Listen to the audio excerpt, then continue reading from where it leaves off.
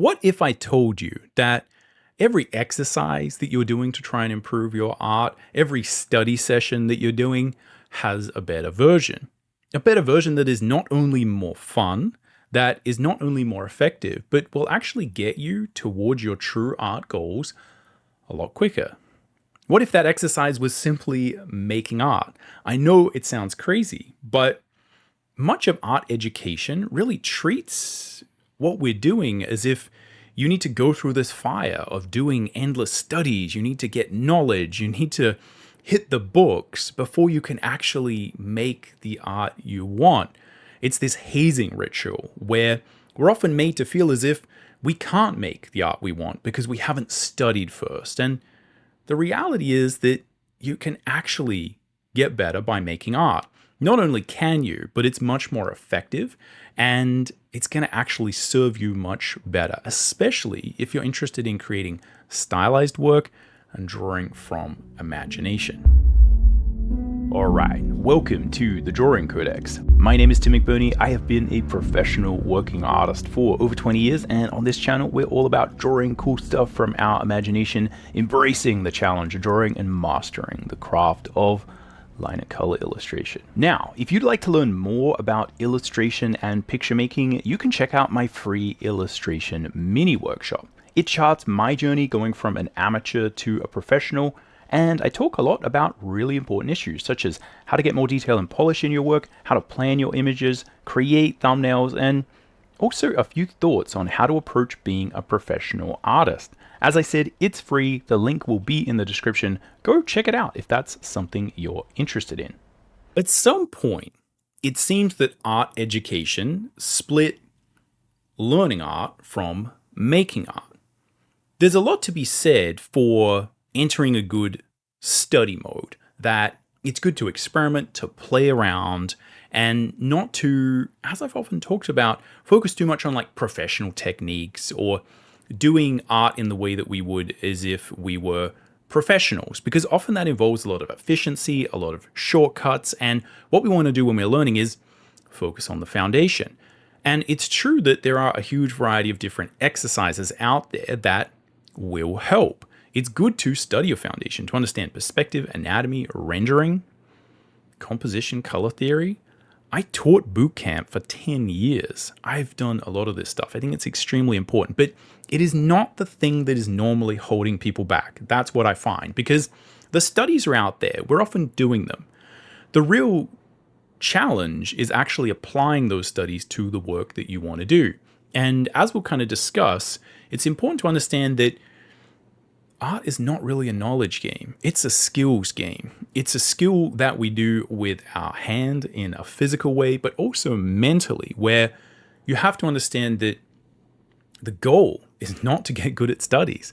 The goal is to make whatever kind of art you want. And the beautiful thing is, not only do we make art differently, and we have different styles and expressions, but explicitly the style that you want to work in, the medium that you want to work in, whether you want to be a fine art painter, a concept artist, a comic book artist, whether you want to work in VFX, concept art, it's very different to if you want to work in animation or viz dev.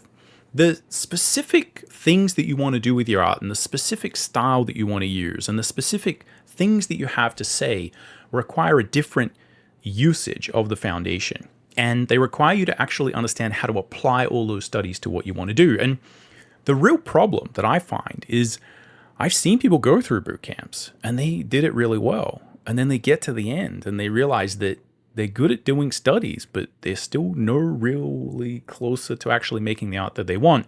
And we often have to hit reset and go back to basics. So really the answer here is like, don't do that. Just start with the thing that is actually important. Making art is the exercise. If you can make art, you're going to get better. And in this video, we're going to talk about why that's the case and how you can think about actually overcoming a lot of the challenges that are involved here, because it's no easy task to actually get this right, but there's a lot of really practical things that you can do. Firstly, it's good to understand what is actually happening here. The idea of separating out our education into the study, doing master studies, doing these preparatory actions. A lot of this comes from very traditional styles of education where you're working for an old master 500 years ago, 300 years ago, and you're drawing plaster cast. There's a strong tradition of these ateliers passing down a lot of this knowledge from the history of art education. And a lot of art education is based on normal education, which is very much a matter of knowledge, of information, of being able to test that you're actually good at these things. So we have tended to kind of formalize a lot of this art education. The problem is that it's easy for the tail to wag the dog here. It's easy for us to focus so much on the studies and the exercises, and especially if you're trained in a normal education environment, this is kind of how we operate. What happens is that when you go and do an exam or you're tested, you either pass or fail. And if you fail, we don't just try again. We often go back and seek new knowledge, right? We kind of feel as if, oh, okay, I haven't prepared enough. And the reality is often when we try and make our art, it kind of sucks. Like it's really rough. It's hard to make good art. And so we think that maybe if I go back and study endlessly that I'm going to get better at this. And then finally, when I come to actually make the art I want, like I'm going to be better. I just don't think it works this way. And there's a couple of key reasons why. The first thing to understand is that art is a physical learning modality. And that is a fancy way of saying that you get better at this by doing it. It is a practice and then fail and then practice and then fail and practice and then fail and then practice and get a little bit better and then fail again. It's much more like learning martial arts, sports, dance, or something like that. We are creating art with our body, with our physicality. And if you kind of just understand that, it makes a lot of these things much clearer. It's not a matter of learning knowledge. Like you can't read a book and then all of a sudden say, oh, I figured out the trick to drawing, because you need to practice it. And so while a lot of this knowledge that we have is really useful, you need to apply it to what you're doing or it's kind of useful. So you have to kind of think about the training that we're doing here as not just some sort of preparation for finally being an artist, but that the act of making art is in itself the primary way that we're going to learn. And insofar as we do add studies and exercises and we gain knowledge, it's only going to matter if we can actually apply it and build it into the flow of our regular work and creation.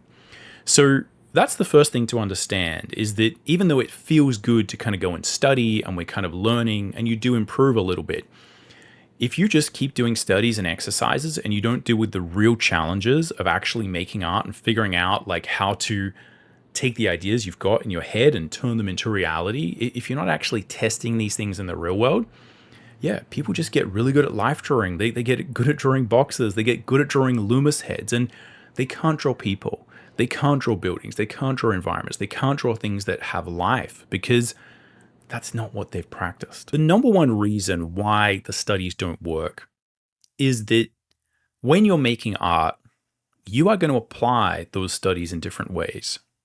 It's really easy to study in the abstract. Like, here's all the anatomical muscles. I know where all the muscles go. I understand the theory of perspective. This is where all the vanishing points go. The trick is, at what point in your process do you actually apply vanishing points? How much detail do you actually draw that anatomy in? It's one thing to do giant studies of anatomy, but often what you're doing is drawing little figures or medium figures. The real key is to understand, what do you actually want to make, and how do the things that you're learning actually apply to that? And the only way to know that is to do the work, to actually make the art, and then look at where the gaps are. What do you need to learn? It's then that you're going to go and hit the anatomy book and understand, oh, okay, like that's where the deltoid is. That's where the pectoral is. This is how these things interconnect. And then I'm going to apply that to exactly the style of character that I'm creating, the size that I'm drawing, the medium that I'm drawing in, and it's actually going to connect up much better. And it's the same for perspective. The question is really simple. Like, at what point in your process do you figure out the perspective? At the thumbnail phase? Do you do it super accurately? Or do you kind of guesstimate with the thumbnail?